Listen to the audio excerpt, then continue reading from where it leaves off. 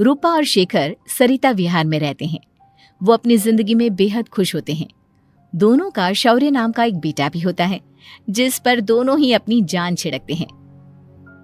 शेखर, अब तो आप शौर्य को अपनी गोद से नीचे उतार दीजिए, उसके सोने का टाइम हो रहा है। नहीं रूपा, इसे मेरे पास ही रहने दो प्लीज। मैं थोड़ी देर में इसे बिस्तर में सुला दूंगा। लेकिन कल सुबह आपकी ऑफिस में मीटिंग भी तो है ना, और इसके लिए आपको कल जल्दी भी तो निकलना होगा। जाइए, आप भी जाकर सो जाइए। क्या यार, अभी तो मेरी गोद में आया था मेरा बेटा और तुम उसे लेकर जा रही हो। बाद में कर लेना अपने बेटे से प्यार, अभी जाकर सो जाइए। रूपा शेखर से शौर्य को ले रही होती है कि तभी शौर्य रोने लगता है। शौर्य को रोता देखकर रूपा उसे फिर से शेखर को थमा देती है। आपका बेटा ना एक नंबर का नौटंकी है, बिल्कुल आप पर गया है वो। साफ बोलो ना, तुम्हें जलन होती है हम दोनों बाप बेटे का प्यार देखकर। पहले बड़ा तो होने दो तुम शौर्य को, फिर देखना वो सबसे ज्यादा मुझे ही प्यार करेगा। देखते हैं। ऐसे ही दिन बीतते चले जाते हैं और एक दिन कैंसर की बीमारी के चलते रूपा की मौत हो जाती है। अब शौर्य 3 साल का हो चुका होता है, जिसके कारण उसकी दादी शेखर पर दूसरी शादी का दबाव बनाने लगती है। शेखर, शौर्य अभी बहुत छोटा है और उसे इस समय एक माँ के प्यार की बहुत जरूरत है।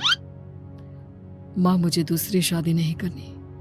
क्या पता जो दूसरी औरत आएगी वो मेरे बेटे को एक माँ का प्यार दे या ना दे। तो रूपा की छोटी बहन वैशाली से ही शादी क्यों नहीं कर लेता? वो तो शौर्य को एक माँ का प्यार पूरा दे सकती है ना। मैंने कहा ना माँ, मुझे दूसरी शादी नहीं करनी, और अपनी ही पत्नी के बहन से तो हरगिज नहीं।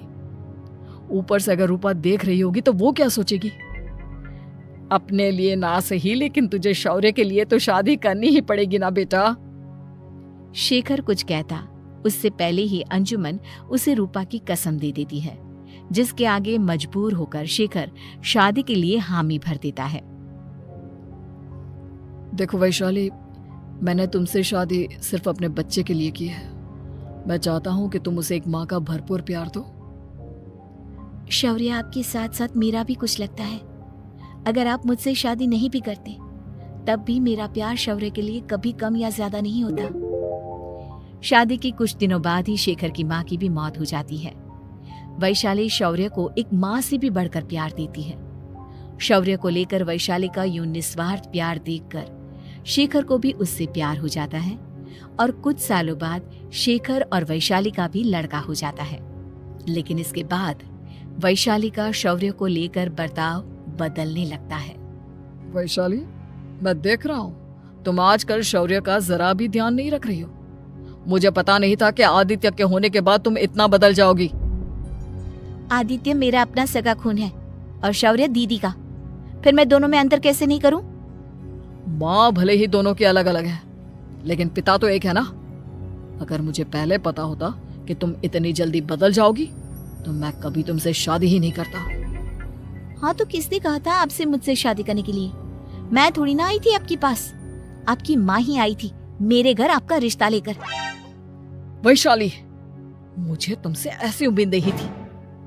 गुस्से में शेखर अपना पैर पटकता हुआ शौर्य को वहाँ से लेकर चला जाता है। पापा, मम्मा मुझसे प्यार क्यों नहीं करती? क्या मैं उनका सगा बेटा नहीं हूँ इसलिए मुझसे प्यार नहीं करती? मम्मा नहीं करती तो क्या हुआ बेटा, पापा तो करते हैं ना आपसे प्यार। कुछ दिनों के बाद, आज तुझे खाना पीना कुछ नहीं मिलेगा, चल चुपचाप से अपने रूम में जाकर सो जा। माँ, अब भाई को खाना क्यों नहीं दे रही हो? बेटा तू आराम से खाना खा, इस नालायक की चिंता मत कर। एक दिन खाना नहीं खाएगा तो मर नहीं जाएगा ये। अगर भैया नहीं खाएंगे तो मैं भी नहीं खाऊंगा। तू अपने भाई का भक्त क्यों बन रहा है? ये तेरा सौतेला भाई है, सगा नहीं जो तू लक्ष्मण बन रहा है। माँ, आपको इतना भी नहीं मालूम? श्री राम और लक्ष्मण सगे भाई नहीं थे। श्री राम माता कौशल्या और लक्ष्मण माता सुमित्रा की कोख से जन्मे थे। दोनों के सिर्फ पिता एक थे, लेकिन माँ अलग थी। मुझे ज्यादा ज्ञान देने की जरूरत नहीं है, ये सतयुग और त्रेता युग नहीं है, समझे? आया बड़ा भाई का चमचा। इतना कहकर वैशाली वहां से चली जाती है, जिसके कुछ टाइम बाद शिखर वहां आता है और आदित्य उसे सारी बात बताता है। मुझे माफ कर दो शौर्य, तुम्हारी माँ के जाने के बाद मुझे दूसरी शादी का फैसला करना ही नहीं चाहिए था।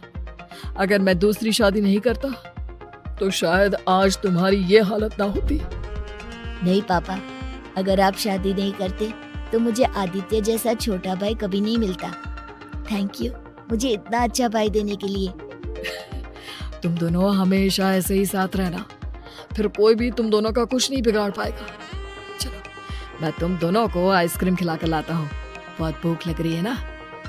शिखर शौर्य और आदित्य को आइसक्रीम दिलाने लेकर जाता है।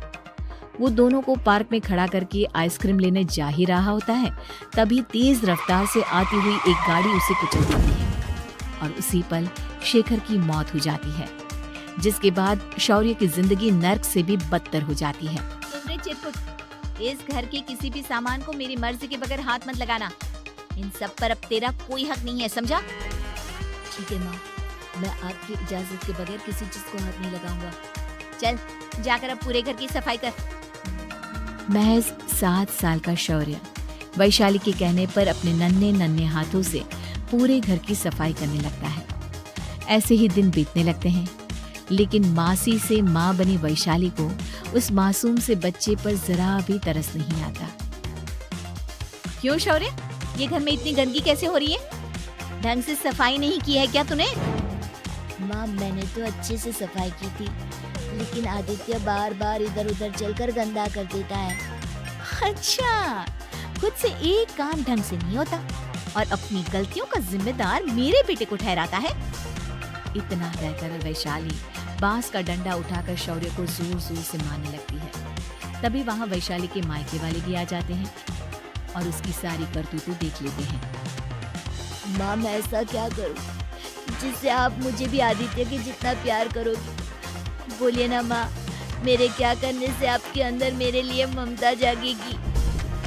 वैशाली शौर्य की एक नहीं सुनती, उसके ऊपर डंडे बरसाती जाती है। हद पार होते देख वैशाली की माँ उसका हाथ पकड़ती है और जोर से उसे थप्पड़ मारती है। यही सब करने के लिए तूने दामाद जी से शादी की थी? हमने सपने में भी तुझसे ऐसी हरकत की उम्मीद नहीं की थी। तू माँ नहीं, माँ के नाम पर एक धब्बा है। बस कीजिए माँ, आदित्य के इस दुनिया में आने से पहले मैंने इसे बहुत प्यार किया था, लेकिन अब जब मेरी खुद की औलाद है तो मैं किसी और के बच्चे से प्यार क्यों करूं? अरे नालायक औरत, जिसे तू किसी और का बच्चा कह रही है वो तेरी खुद की सगी बहन का बच्चा है। बहन है तो क्या हुआ, मेरे अपने बच्चे से बढ़कर तो नहीं हो सकता ना ये कभी। अगर यही बात थी तो तू हमें पहले बता देती, हम शौर्य को अपने साथ ले जाते। उसे इस तरह प्रताड़ित करने की क्या जरूरत थी? अगर आपको लेकर जाना है ना तो ले जाइए इसे, मैं नहीं रोकूंगी। नहीं माँ, मुझे कहीं नहीं जाना, मुझे आपके साथ ही रहना है। मैं तेरी कोई माँ बाबा नहीं हूँ, तेरी माँ मर चुकी है, समझा?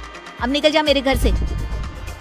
माँ अब बहुत गंदी हो, मुझे भी नहीं रहना आपके साथ, मैं भी भाई के साथ ही जाऊंगा।